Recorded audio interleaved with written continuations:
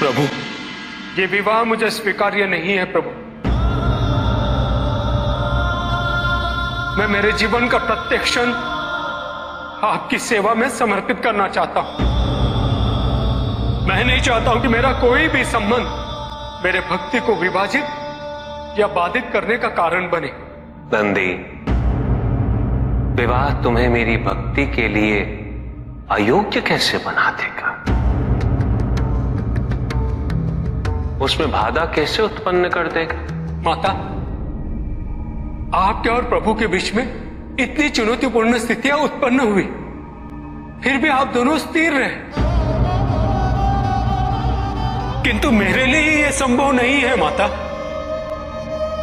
क्योंकि मैं अपने दायित्व के मार्ग में कोई भी विकर्षण सहन ही नहीं कर सकता। नंदी, मेरे एक प्रश्न का उत्तर दोगे?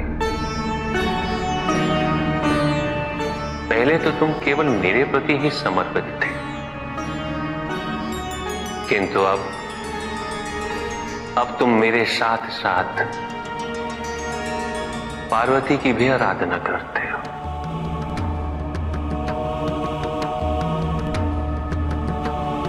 क्यों? प्रभु, माता आपके अर्धांगिनी है, आपकी पूरक, जिस प्रकार आप उनके पूरक हैं। आप माता के कारण आनंदित रहते हैं, उनकी उपस्थिति आपको प्रसन्नता देती है। अन्यथा आपको इतना हर्षित उनसे पहले मैंने कभी नहीं देखा है। फिर कुमार कार्तिकेय का जन्म, अशोक सुंदरी का जन्म, और फिर हमारे गणेश का जन्म। प्रभु, इस प्रकार मैंने कैलाश को पूर्ण होते हुए देखा है, और यह सब माता के कारण ही हुआ है।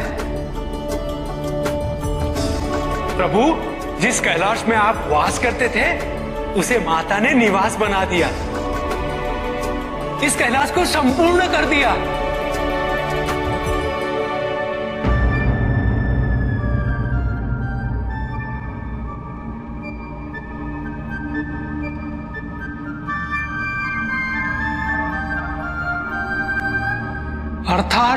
अर्थात व्यक्ति की पूर्णता हेतु विवाह आवश्यक है नंदी।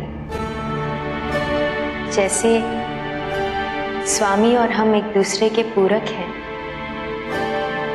उसी प्रकार तुम्हारी अर्धांगिनी और तुम एक दूसरे के पूरक बनोगे। विवाहित जीवन की अनुभूति, परिवार का सुख, उसके सुख और उसकी सुरक्षा के लिए संघर्ष, ये सभी अनुभूतियां व्यक्ति के विकास के लिए अनिवार्य है नंदी। किंतु प्रभु, मेरी स्वतंत्रता। स्वतंत्र तो वो नहीं है नंदी जो विवाह के विचार से भयभीत होते हैं या संकोच करते हैं, क्योंकि स्वतंत्रता तो वो है जो किसी भी विचार से प्रभावित ना हो, किसी भी सुख, किसी भी दुख से प्रभावित ना हो। और जो व्यक्ति इतना तटस्थ हो, जागरूक हो, उसकी स्वतंत्रता को तो विवाह से भी प्रभावित नहीं होना चाहिए। और फिर क्या गणेश, कार्तिकेय और अशोक सुंदर, ये सभी विवाह उपरांत परिवर्तित हो गए? क्या उनका विवाहित होना उनकी भक्ति और उनके समर्पण में बाधा बन गया नंदी? उनकी स्वतंत्रता में बाधा बन गया? क्या अपने माता पिता के प्रति उनका प्रेम और उनका सेवा भाव घट गया नंदी? फिर मेरे एक और पुत्र को ये चिंता क्यों?